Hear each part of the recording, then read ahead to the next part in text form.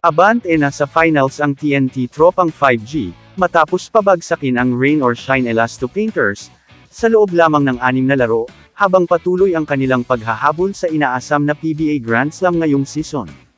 Umabante ang TNT sa PBA Philippine Cup Finals matapos talunin ang Rain or Shine, 97-89, sa Game 6.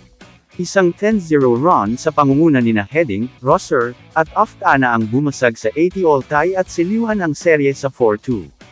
Dahil sa panalo, 4 na panalo na lang ang layo ng TNT sa isang Grand Slam, naghihintay ng mananalo sa Hinebra laban sa San Miguel.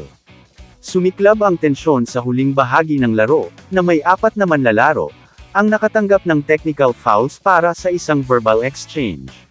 Mula sa isang blowout loss, sa kawalan ni Coach Chot Reyes sa Game 5, ang Tropang 5G ay lumabas na determinado, na masigurado ang kanilang ticket sa championship round, ang kanilang ikatlong sunod na season para sa ginintoang pagkakataon, na makuha ang isang pambihirang Grand Slam.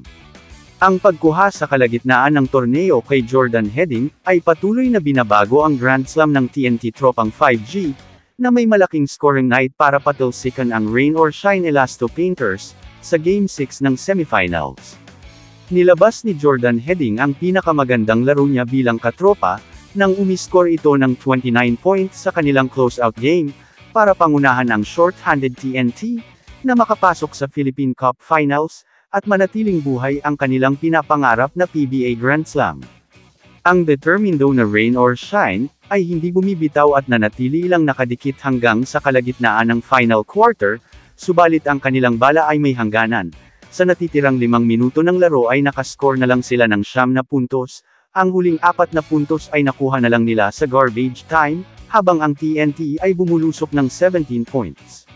Diretsahang naman tinanong, ni TNT Tropang 5G Team Governor Ricky Vargas si Jordan Heading, ng Who Told US We Needed Mikey Williams.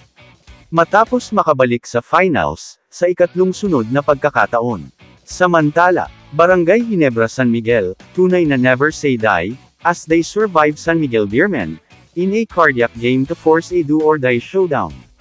Ang adjustment na ginawa ng Hinebra, pagkatapos matalo ng dalawang magkasunod ay muling ibinalik sa line-up, ang veterano at kapitan nila na si L.A. Tenerio, sa kanilang do-or-die game.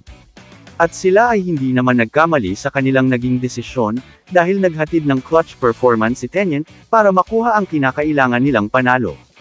Iniscore niya ang lahat ng kanyang 11 points sa final quarter, na nagsimula nung sila ay naiiwanan ng 9 na puntos, at nagtapos sa isang game-winner 3-pointer, upang puwersahin ang serye sa winner-take-all Game 7, sa Miyerkules.